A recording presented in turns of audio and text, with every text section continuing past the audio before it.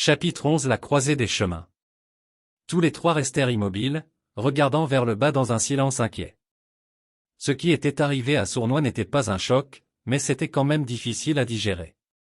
Un sentiment inquiétant s'installa dans leurs esprits en voyant le corps brisé de leur compagnon. Il était trop facile d'imaginer que l'un d'entre eux partagerait le même sort. Personne ne savait quoi dire. Au bout d'une minute, Érudit soupira. C'est une bonne chose que vous ayez pris la plupart des provisions qu'il transportait.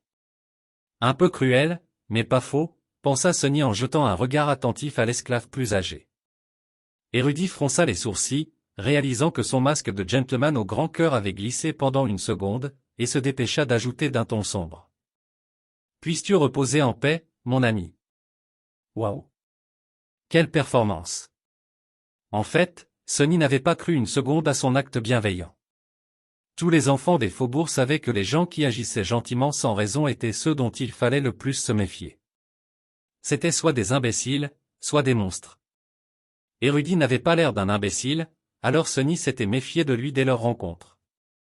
Il était arrivé jusqu'ici en étant cynique et méfiant, et il n'y avait aucune raison de changer maintenant. Nous devons y aller, dit Héro, en jetant un dernier coup d'œil vers le bas. Sa voix était calme, mais Sonny pouvait sentir un puits d'émotion derrière elle. Il ne pouvait simplement pas dire quelle était la nature de cette émotion. Érudit se mit à soupirer et se détourna lui aussi. Sonny fixa les pierres ensanglantées durant plusieurs secondes. Pourquoi est-ce que je me sens si coupable, pensa-t-il, déconcerté par cette réaction inattendue. Il a eu ce qu'il méritait. Un peu déstabilisé, Sonny fit demi-tour et suivit ses deux derniers compagnons. C'est ainsi qu'ils laissèrent Sournois derrière eux et continuèrent à grimper. À cette altitude, la traversée du massif devenait de plus en plus difficile.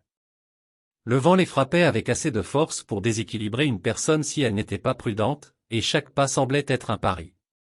L'air devenait trop rare pour être respiré. En raison du manque d'oxygène, Sonny commençait à se sentir étourdi et nauséeux. C'était comme s'ils étouffaient tous lentement. Le mal de l'altitude ne pouvait pas être surmonté par l'effort. Il était à la fois subtil et envahissant, affectant les forts comme les faibles, sans tenir compte de leur forme physique et de leur endurance. Si la chance n'était pas au rendez-vous, un athlète d'élite pouvait y succomber plus rapidement qu'un simple passant. C'était juste une question de faculté d'adaptation et de talent inné de votre corps. Les chanceux étaient capables de s'en remettre après avoir ressenti de légers symptômes. Les autres étaient parfois paralysés pendant des jours ou des semaines, souffrant de toutes sortes d'effets secondaires torturants. Certains sont même morts. Comme si tout cela ne suffisait pas, il faisait aussi de plus en plus froid. Les vêtements chauds et la fourrure ne suffisaient plus à tenir le froid à distance. Sonny se sentait à la fois fiévreux et glacé, maudissant toutes les décisions qu'il avait prises dans sa vie pour se retrouver ici, sur cette pente glacée sans fin. Cette montagne n'était pas un endroit pour les humains. Et pourtant, il devait continuer. Quelques heures passèrent. Malgré tout, les trois survivants continuaient à lutter pour avancer, se déplaçant lentement de plus en plus haut. Où que soit ce vieux chemin dont Érudit avait parlé, à présent, il ne devait pas être loin. Du moins, c'est ce que Sonny espérait. Mais à un moment donné, il commença à douter de l'existence même du chemin. Peut-être que le vieil esclave avait menti. Peut-être que le chemin avait été détruit il y a longtemps par les ravages du temps. Peut-être l'avait-il déjà manqué sans même s'en rendre compte. Alors qu'il était sur le point de sombrer dans le désespoir, ils le trouvèrent finalement. Il était usé par le temps et étroit, à peine suffisant pour que deux personnes puissent marcher côte à côte. Le chemin n'était pas pavé, mais plutôt taillé dans la roche noire par un outil ou une magie inconnue, serpentant dans la montagne comme la queue d'un dragon endormi. Par endroits, il était caché sous la neige. Mais surtout, le chemin était plat. Sonny n'avait jamais été aussi heureux de voir quelque chose de plat dans sa vie. Sans dire un mot, Érudit laissa tomber son pactage et s'assit. Il était d'une pâleur mortelle, cherchant à respirer comme un poisson hors de l'eau. Malgré cela, il y avait un léger sourire sur son visage. « Je vous l'avais dit. » Héro lui fit un signe de tête et regarda autour de lui. Quelques secondes plus tard, il se retourna vers l'esclave triomphant. « Lève-toi. Ce n'est pas encore l'heure de se reposer. » Érudit cligna des yeux plusieurs fois, puis le regarda avec des yeux suppliants. Donnez-moi juste quelques minutes. Le jeune soldat allait rétorquer, mais Sonny posa soudain une main sur son épaule. Héros se retourna pour lui faire face. Qu'est-ce qu'il y a? C'est mort. Qu'est-ce qui ne va pas? Sonny fit un geste vers le bas, vers le chemin d'où il venait. Le corps de Sournois. Il a disparu. Héros le fixa quelques instants, ne comprenant visiblement pas ce que Sonny essayait de dire. Oh, c'est vrai. Ils ne savent pas que le nom de Sournois est Sournois. AM. Embarrassant. Il voulait expliquer, mais Érudit et Héros semblaient avoir compris ce qu'il voulait dire. Simultanément, ils se dirigèrent vers le bord du sentier et regardèrent en bas, essayant de repérer l'endroit où Sournois avait trouvé la mort. En effet, les éclaboussures de sang étaient encore visibles sur les rochers dentelés, mais le cadavre lui-même était introuvable. Érudit tressaillit et rampa aussi loin que possible du bord. Le jeune soldat a également reculé, saisissant instinctivement la poignée de son épée. Les trois hommes échangèrent des regards tendus, comprenant clairement l'implication de la disparition de Sournois. C'est le monstre, dit Érudit, encore plus pâle qu'avant. Il nous suit. Héros serra les dents. Tu as raison. Et s'il est si proche, nous serons inévitablement contraints de le combattre sous peu. L'idée de combattre le tyran était aussi effrayante que grotesque. Il aurait tout aussi bien pu dire qu'ils seraient bientôt tous morts. La vérité était douloureusement claire pour Sonny et Érudit. Mais l'esclave plus âgé, étonnamment, n'avait pas l'air paniqué. Au contraire, il baissa le regard et dit tranquillement. Pas nécessairement. Héros et Sonny se tournèrent vers lui, tout oui. Le jeune soldat leva un sourcil. Explique-toi.